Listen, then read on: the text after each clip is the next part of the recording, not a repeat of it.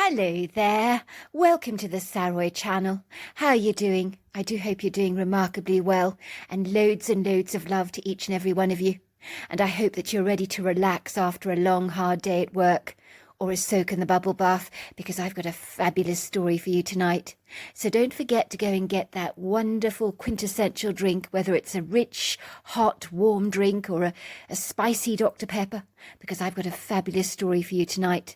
And don't forget to let me know where you're from if you haven't before, and what you enjoy drinking, because I've got a lovely story for you tonight. So before you get started, don't forget to subscribe to the channel, click the notification bell and the thumbs up, and let's get started with tonight's story. Dear Sarah and all your lovely listeners, it was a warm, pleasant day in Seattle, Washington. Not too hot, not too cold. The temperature was pleasingly pleasant, perfect for a spot of shopping. The tall, sultry oak trees that fringed the pavements of the street swayed their boughs gently in the wind, while their leaves rustled. I had one thing on my mind, and one thing only, and that was to buy my little 3-year-old niece a pretty little princess dress for her up-and-coming 4th birthday party. I knew exactly where to buy it, as there was a perfect cute little boutique kiddie shop in Seattle called the Little Princess that sold these fabulous princess outfits with the wide, ethereal but stiff silk ballerinic frills that projected horizontally from the waist, attached to a glittering bodice of silvery rhinestones, sequins and French diamante, that made every little girl look like the quintessential princess. "It's so beautiful," said the shop assistant, "and so painstakingly made by hand. So every single one of these dresses is a unique work of art in its own right." She said this, folding the pretty pink dress into layers of pink tissue paper, smiling at me enthusiastically. "You know, I never get tired of selling pretty princess dresses like this to children. Your niece is going to love this one. I do adore the clusters of material flowers above the tutu skirt." I nodded. "She is going to love it. My little niece always fancies herself as a princess." The effusive, rather gregarious shop assistant, who I was to later learn was in fact the owner, proceeded to wrap up a flowering, sparkling, twinkling and shimmering crown, or tiara if you like, that was made of realistic-looking pretty pink and white flowers, interspersed with glittering rhinestones that complemented the dress superbly, as every princess needs an illustrious crown. This one was unique, personalised, marvellously special. My niece was absolutely going to love it. All of a sudden the glass door of the boutique swung open violently, causing the door to creak, the inside bell to jingle. A stranger came bolting into the store, bringing in with him a fear that travelled on the wind like an invisible smoke, so that the whole shop was clouded, enveloped in such an oppressive energy that you could tangibly feel it, rather like a pungent, offensive perfume that makes you want to hurl. Believe me, fear has a smell or essence all of its own. A bitter, stinky, sour, rank, sweaty, nauseatingly sweet smell that clings to the air with a vinegary, biting, acidic, claustrophobic bouquet. The young man was in his early 20s, with a crop of full blonde hair, a slightly spotty chin, a pair of pale blue eyes that were filled with a foreboding dread. He screamed, "They're going to kill me! Call the police! Call the police!" 2 intemperate, hot-headed, homicidal thugs bolted into the shop, one grabbing the man forcefully by the chest, throwing, plunging, crashing him to the ground into a kneeling position, while the other one was waving the revolver around in his hands precariously. "Get down!" he said to me and the shop assistant in a demanding, no-nonsense voice. "Get down onto the floor, both of you, on your knees with your hands above your heads, or I will blow your heads off. Get that? I'll bloody kill the both of you." Fear coursed through my veins, while my heart pounded violently in my chest. My body was physically shaking, wobbling, and jiggling like a mould of jello. "Please, please," I begged, my eyes filling with tears, pouring down my face in floods like raindrops on a glass window pane. "Please don't kill me. Please, please don't kill me." "Take anything you want," cried the shop assistant. "Anything, absolutely anything you want." She was now crouched on her knees, her body trembling in trepidation, while her eyes were so filled with an undisguised horror. "There's lots of money in the till." Please take it. Take anything. As I said, anything you want. But please, please don't hurt us." The man that was cowering down on the carpeted floor was now drenched in his own sweat. His white T-shirt clung to his body like a limp rag. He was lying in a clenched heap, his hands covering his head. He looked as if he was in a Muslim temple, bowing prostrate. In what seemed like a second, he was kicked violently by one of the thugs with his heavy steel-rimmed boots, with no mercy spared, as those kicks were crushingly brutal, very vicious, like someone intent on squashing a roach to death, while the cold metal of a revolver was now cocked at his head. The boy began to squirm and scream out in pain. "Any last words, Josh, before I pull this trigger?" The young man was ashen, his skin as white as a sheet. The sweat was pouring down his face. He looked at the men with pleading, begging, desperate eyes. I told you I will get you the money. I promise I will get you it. I'll pay you back." "Like hell you will. You know the rules around here. You broke the code of ethics. It's a bullet on the side of the head. You were warned about this before you got involved with us. We always warn everyone." "There's no need to kill him," came the brave, stoic voice of the shop assistant. "How much money does he owe you? I'll pay you." $20,000, woman. That's how much he owes us." I can get you the money," said the woman. But please don't kill him. You can't kill him. Please don't kill him. I beg you. I can get you the money." "Shut up, woman.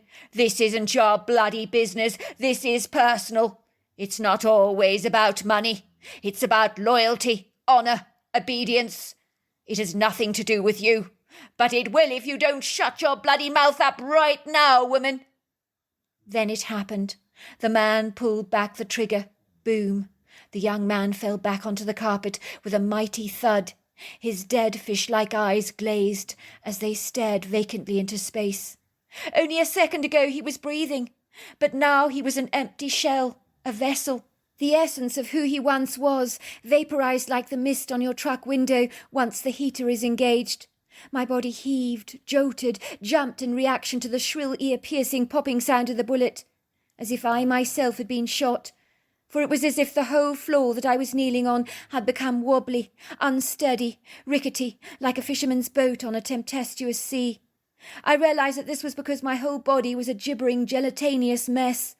For a moment the illustrious Princess Boutique seemed to shudder, palpitate, quiver, quake, as the carpeted floors absorbed the shock of this horrifying horror that was now indelibly printed on the fabric of time, that, although no longer visible, hung there like a silken fibre from a spider's web, never ever to be forgotten, for the lifeblood of this man was in this place. Then all was very still. You could have heard a pin drop, as both men scuttled to their feet, running out of the shop fast, down the street at the speed of light, to make quick their escape. I wish I could say that me and the shop assistant reacted with a savvy speed and efficiency by calling the police at once. I regret we did not, for shock incapacitated us, holding us hostage in a suspended state of disbelief. It was as if what had transpired was really only an insidious nightmare from which we would surely wake.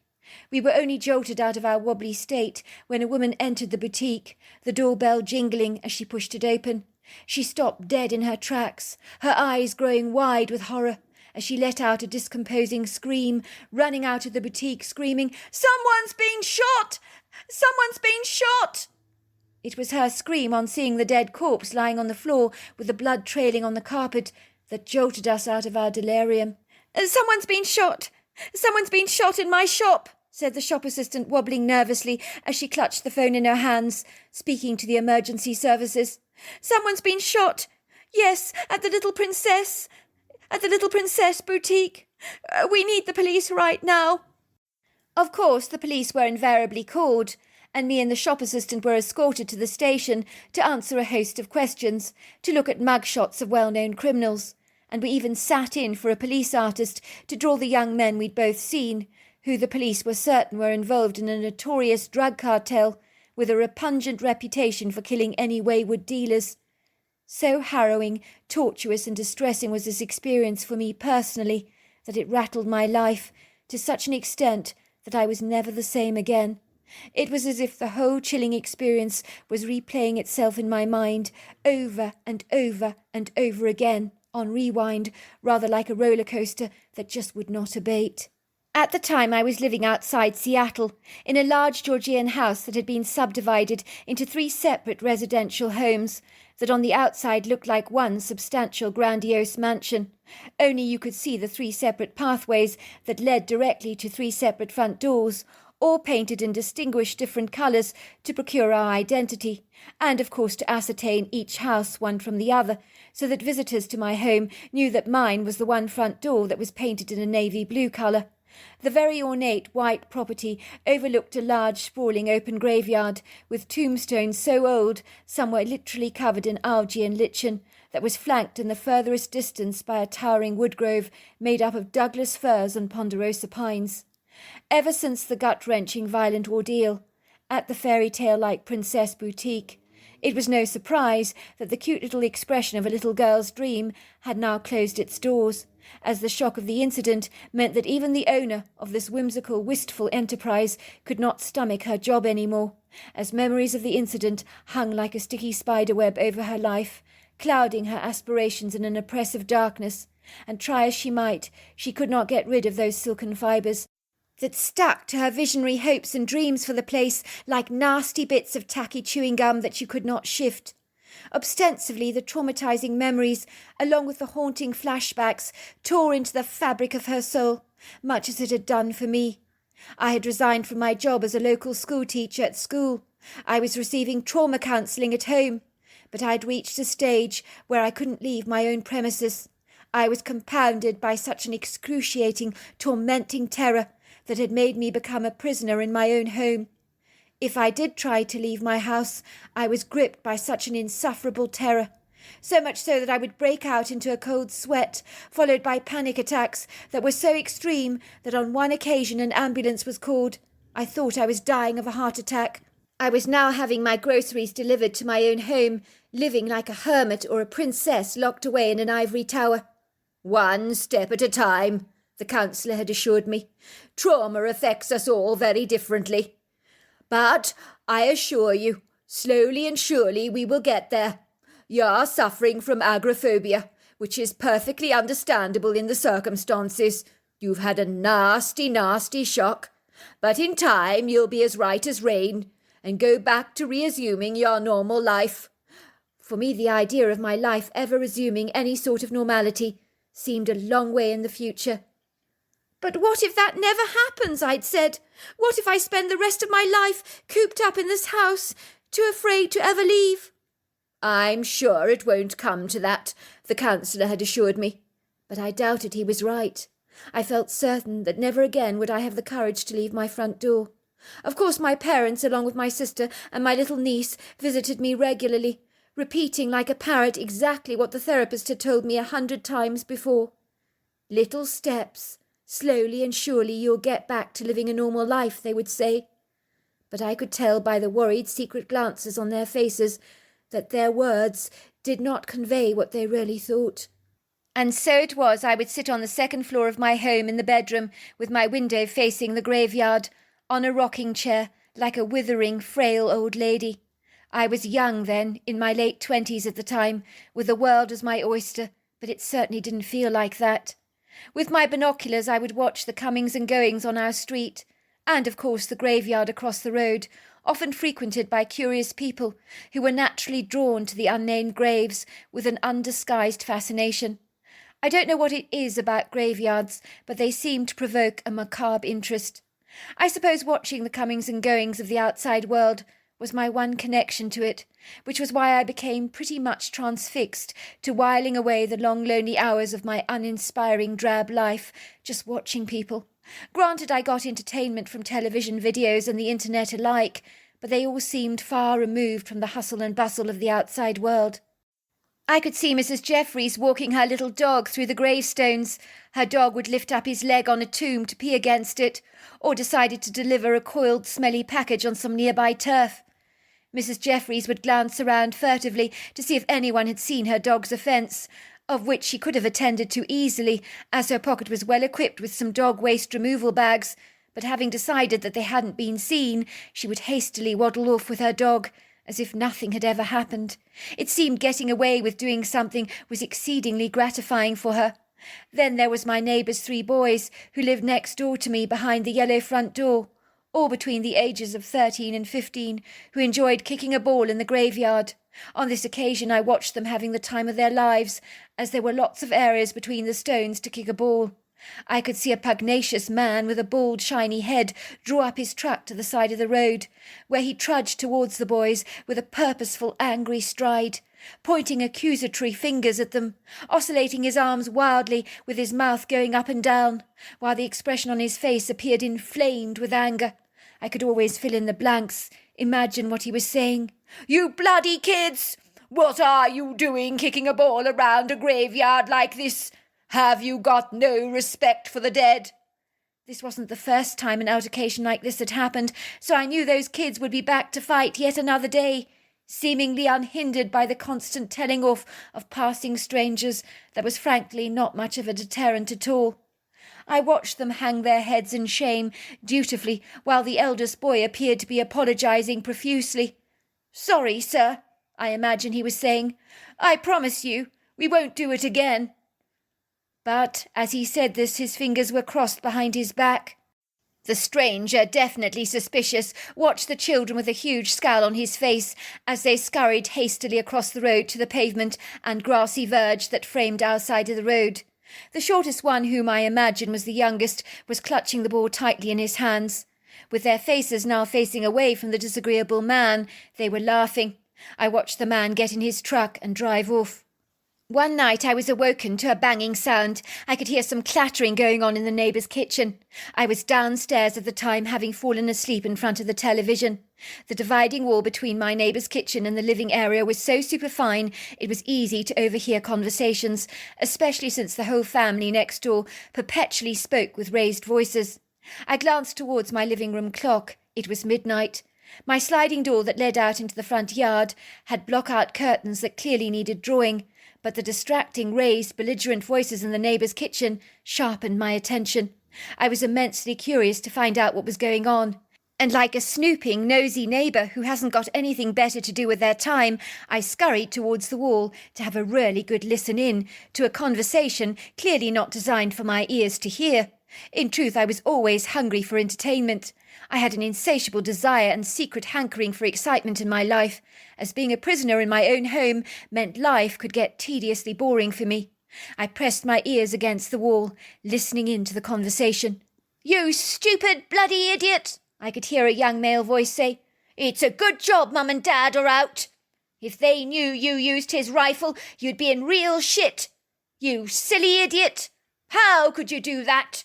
You weren't meant to use it unless we had to. We were just following him into the woods, but no, you couldn't hold it together, could you, bro? You're the oldest. Why did you insist on shooting him? He was running away from us, not to us, you idiot. You shot at him in cold blood. It's disgusting. What if he comes after us? He might have seen where we live. Did you even stop to think of the ramifications of shooting him? It could come back to bite us, but no, you didn't think, did you, bro? You just reacted like you always do, without engaging your brain. Don't be silly. He won't come after us. Why would he do that? You saw him. He ran into the woods. He's gone. He's frightened. He'll leave us alone. Yes, but he's badly injured. You hurt him, bro. Your bullet went right through the side of his chest. He bolted away. But what if there are others like him out there? You heard that other scream. Where did that come from? It could have been another member of his family out there. If they've seen where we live, heaven help us, bro. That's all I can say. I should have been the one carrying the rifle. I knew I should. You may be older than me, but by golly, I'm the one with the brains around here. They could hurt us. They could seek revenge. Maybe they're watching us from the trees. Oh, stop being so dramatic. We'll stay away from the graveyard for a while. Let the dust settle. In case he's around, that is. I'm sure it'll be fine. You don't think he's going to die? Came a little subdued voice, which I imagine came from the youngest boy. It'll be a good thing if he does die. If he sees us again, he might recognise us.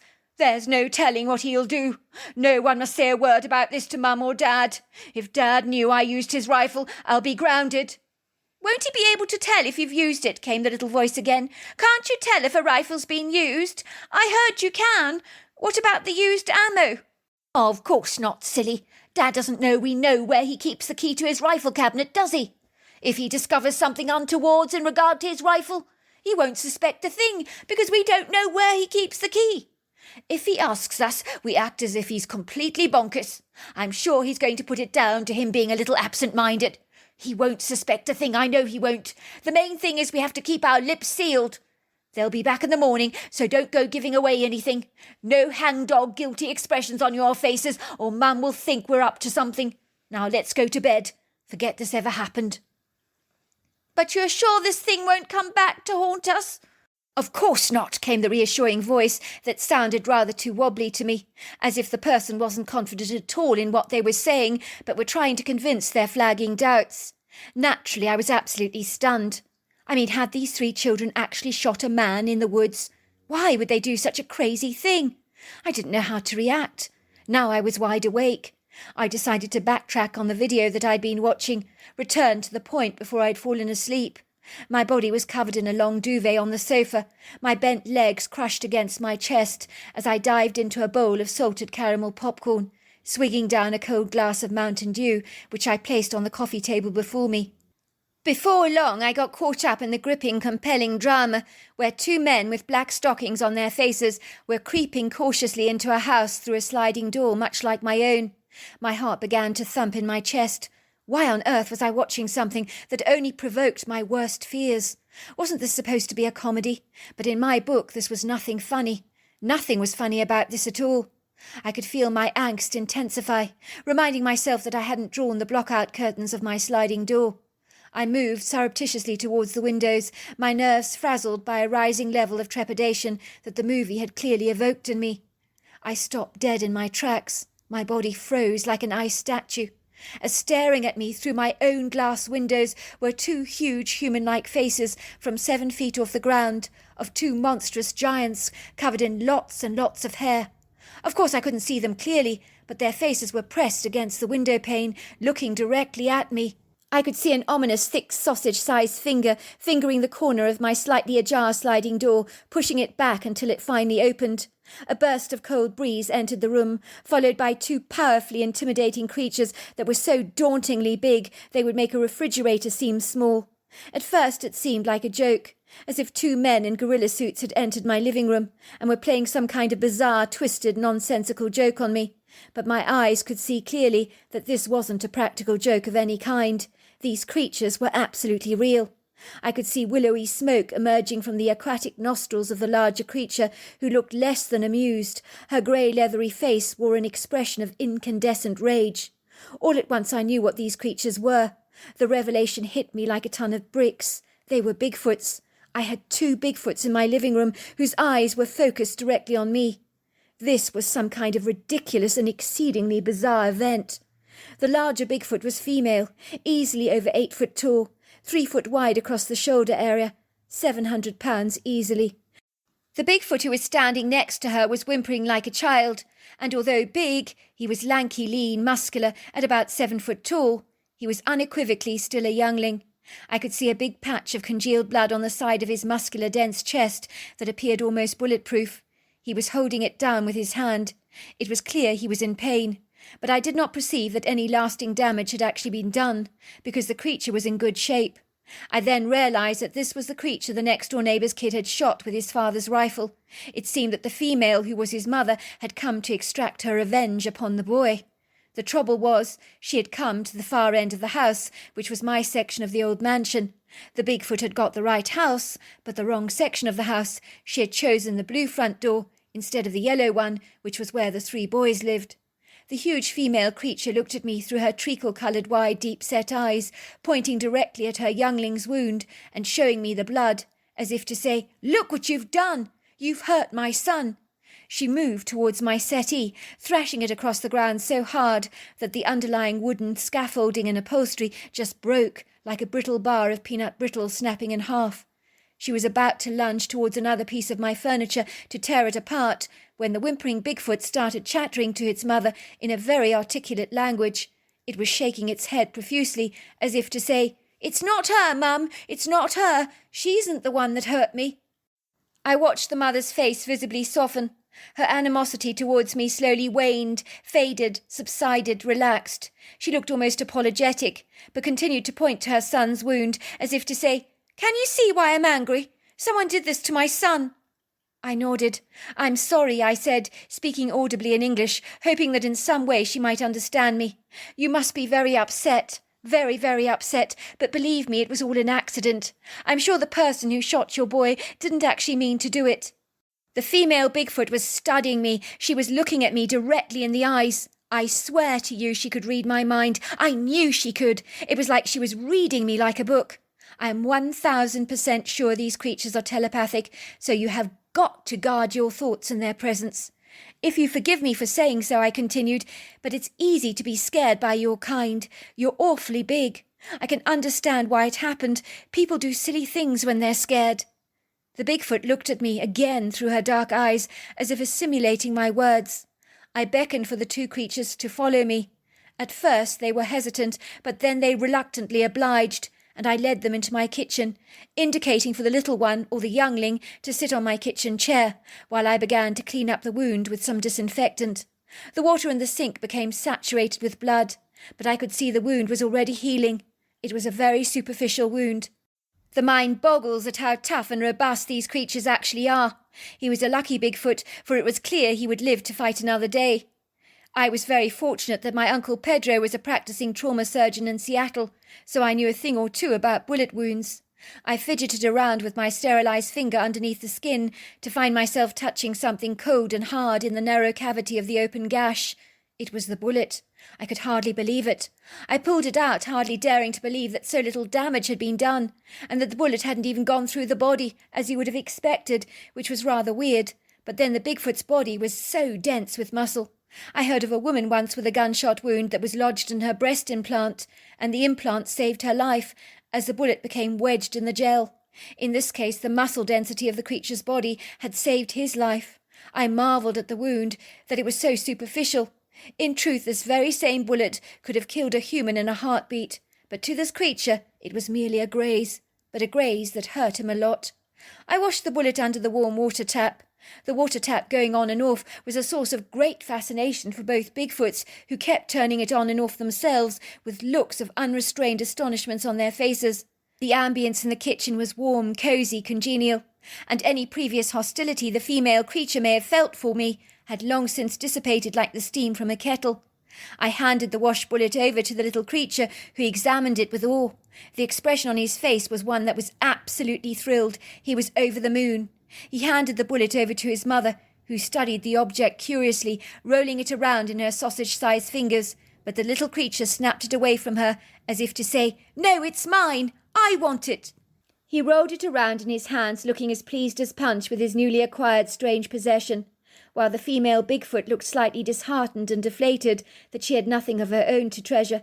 So I immediately made amends by handing her the sizable rose quartz stone that I had balancing on the window ledge, a present recently given to me by my sister, who believed that after the horrifying shooting at the Princess Boutique that I had experienced, that the rose quartz would ward off negative emotions, replacing them with positive ones. "It'll bring you balance in your life," she assured me. I'd seen the female Bigfoot eyeing the rose quartz earlier on as she had entered the kitchen, much like a magpie who admired a glittering jewel. I handed it to her, placing the stone in her hands while looking at her directly in the eyes. "This is to say sorry for what those boys did to your boy," I told her. She grabbed the quartz, rolling it around in her hands, unable to disguise the look of rapturous glee on her face, as she let out an excited whoop! Whoop! Her eyes shining with an ecstatic appreciation, an enthusiasm and joy that I have yet to see in a human being. I mean, this Bigfoot mama was absolutely over the moon with my gift. I then bustled around in the kitchen to make the Bigfoot's peanut butter and jelly sandwiches, which they ate with jubilant gusto. The female creature looked at me, nudged my shoulder, giving it a tight squeeze, as if to say thanks, and then I watched the two of them gliding away so gracefully under the light of the moon and the gentle infusion of the street lights. They darted through the gravestones towards the wooded area that flanked the cemetery. I was so sad to see them go, because in truth I've never ever entertained such exciting guests before. I felt a true connection with the female Bigfoot. I knew that the boys next door would sleep peacefully in their beds that night, as those two Bigfoots would not be coming back to extract their revenge. The next morning I woke up a new woman, surprised to discover that the fear that had imprisoned me for so long appeared to have vanished. The idea of leaving my front door, walking outside, no longer seemed so daunting. It was as if my encounter with the two Bigfoots had knocked me out of my fear. I was certain my agoraphobia had completely gone, melted away like the butter on a blueberry pancake. How had that happened? I couldn't even fathom. I smiled as I thought about the two Bigfoots that I'd encountered in the early hours of the morning. I thought about them. They'd been so human, so incredibly emotionally intelligent. Nothing like the Bigfoots I'd heard described on television before. They were always described as ape-like humanoids, predisposed to being aggressive. Perhaps, I thought to myself, they are misunderstood. It was that afternoon that I opened the front door of my home for the first time in 2 years, walking towards the neighbour's bright yellow door. I knew the boys would be at home by now from school, while their parents were working in Seattle. The youngest boy, called Declan, opened the door to me. He looked up at me in surprise. "Aren't you the lady who lives next door? The lady who's too scared to leave her house?" he asked. "The very same," I said, thinking how fast news travelled, as everyone clearly knew about the crazy lady who locked herself away in her home like a princess in her ivory castle. "But you're not scared any more, are you? 'Cause you wouldn't be here otherwise, would you?" "No," I said, "I'm not scared any more." The boy was staring at me through the door as though observing an anomalous creature at the zoo that he couldn't quite figure out. "Do you mind if I come in?" I asked. "I'd like to speak to you and your brothers, if I may." The boy shrugged his shoulders in a nonchalant way. "Sure," he said, opening the door, letting me into the house. I was guided into the kitchen with its paper-thin wall, from which I had gleaned many a conversation. The two older boys were in the kitchen, buttering bread and piling it high with sliced turkey, cheese and tomatoes. They looked up in surprise to see me. "This is my older brother, Caden," he said, pointing to the older boy, "and this is Zachary. This is the lady from next door who's too scared to leave her house, remember?" The boys looked at me with an intrigued interest. "Want a sandwich, miss?" Caden asked me. "It's really no trouble. We've got lots of turkey and cheese going spare." "No thanks, I've already eaten." "Suit yourself," said Caden, beckoning for me to take a seat at the breakfast nook that looked like a collector's eclectic piece from the 1970s, where all three brothers, with plates decked out with sandwiches, slid next to each other, taking seats on the opposite side of the nook facing me. "What is this all about, ma'am?" asked Caden, taking a large bite of his sandwich. "It's about what happened last night." At this all three boys froze like wax statues at Madame Tussauds, their eyes pinned on me. "I know all about the Bigfoot you shot." Caden almost choked on his sandwich. "It was an accident. I got scared. I didn't mean to do it." "He didn't mean to do it, miss. He didn't mean to do it," Declan insisted. It was an accident." "The name's Paisley," I said. "Paisley Skylark, but you can call me Paisley." "How do you know about this, Miss Paisley?" asked Caden, looking rather astonished. "You won't tell my father, will you? He'll kill me if he knew I'd used his rifle." "He's right. Dad can be awfully mean when dealing out punishments. He bears a grudge for a very long time. He's slow to forgive," said Zachary. "I shan't be telling anybody anything." "But how do you know about this?" asked Caden. "How could you possibly know?" "The kitchen wall. It's paper thin. I can hear everything. Last night the two Bigfoot pulled back the sliding doors of my own living room when I was watching television. The large female Bigfoot completely obliterated my expensive couch. She was after you, Caden. I imagine since you shot the Bigfoot in the chest, who was clearly her youngling, she was furious about what you'd done." "You mean the Bigfoot came back for revenge after I shot it?" "Something like that," I said. "But they didn't attack you, did they?" said Caden. "I mean, you're absolutely fine." I nodded. "I'm fine. So are they. The Bigfoot you hit was very young, but he's going to be absolutely fine. Make a full recovery. I cleaned up the wound of his, removed the bullet. It didn't go through him. They have solid bodies that seem to heal fast, so he's going to be absolutely fine." "Lady," said Caden, looking at me in astonishment, "let me get this right, 'cause it ain't making any sense to me at all. You're too scared to leave the premises of your own home, But you're not scared to clean up the wound of the most intimidating creature that I've ever seen. That makes you a hell of a brave. Not really. You see, behind all that hair and their very big size, they're not much different to you and me, really. They're emotionally intelligent, which means they respond to reason, which is why I think you can rest assured you can still kick your soccer ball around the gravestones. I think the female Bigfoot understood what I was saying. I apologised to her on your behalf, saying that I didn't believe you meant it. I think I got through to her, I really do. I do believe she understood.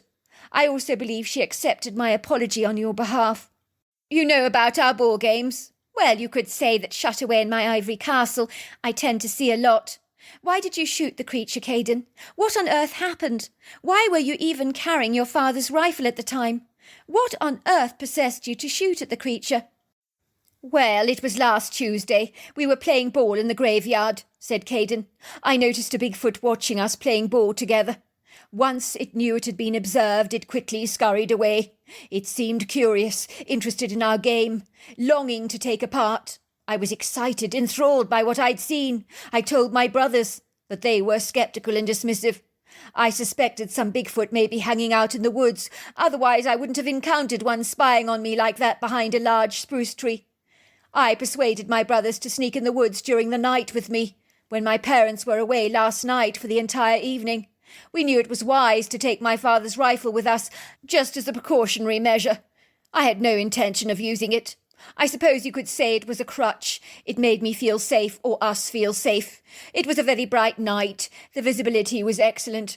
But walking into the graveyard with the dark shadows looming over the stones, well, it was a hell of a creepy. We felt as if ghostly eyes were looking at us. The energy was oppressive, it was heavy. You couldn't hear a frog croak or a cricket chirp, so it was airy. I mean, that's not normal, is it? We began to walk through the trees, realising an obscure, shadowy figure was stalking us. I knew it was the Bigfoot, but I guess I started to panic. I don't know why I got so frightened. I didn't see it clearly, only its huge, monstrous silhouette, its menacing red eyeshine, which scared the bejesus out of me. When it knew it had been seen, it started to run away, but in my moment of irrational panic, I unleashed a shot into the air. I must have hit it, as I could hear the most god-awful scream. The three of us hightailed it back to the house as fast as we could. We were wetting ourselves. We could hear a raucous scream emanating through the forest, as if someone else had watched us, and the scream put the fear of God into every fibre of our beings. We were very cross with Caden, said Zachary. He may be 15 years old, but he can do very stupid things sometimes. He always overreacts. It was a rather silly thing to do, I admitted, especially since the creature was running away from you. It certainly meant you no harm. You must seriously think wisely before you shoot at something at random. How can you be sure the Bigfoot female won't come back to hurt me? Asked Caden, his voice wobbling unsteadily. Because her little youngling is doing fine, I assured him, but also because I appeased her. I gave her a huge rose-quartz stone, which she absolutely loved. But I think you boys need to do something by way of apology. I've been doing some research for myself. I think you should gift the Bigfoot you hurt by leaving some glass marbles and a box of food in the woods for him, where you shot him. I believe it would be a nice thing for you to do. What sort of food? Asked Caden. Well, any whole food from nature, like dried fruit, peanut butter, jerky, fruit, nuts, stuff like that. We'll do it, said Caden. I've got some savings. I'll buy the Bigfoot some fabulous treats. To cut a long story short, my counsellor thought I was a miracle on two legs, because after the Bigfoot incident, I was able to resume my own life. I regained my job at the local school as a teacher, where I'd initially worked. Unfortunately, none of the residents remained living in that old Georgian house, as the landlord eventually sold it to a millionaire who wanted to restore it to its former glory, so that he and his tiny family could reside in a huge house that could easily swallow them whole based on its Goliath size. I am still in touch with those boys today, who are now lovely young men. We swore never to tell anyone about the Bigfoots we encountered. We want to protect them from human beings who might wish to cause them bodily harm. But in a discreet forum like this, it's nice to get our story told. From time to time I go to those gravestones. I put glass marbles around them. They're always gone when I return, so they're still out there in those woods. I'm sure of it. So there you are. That's my story. Wow, what an incredible story. Until next time, goodbye and good night.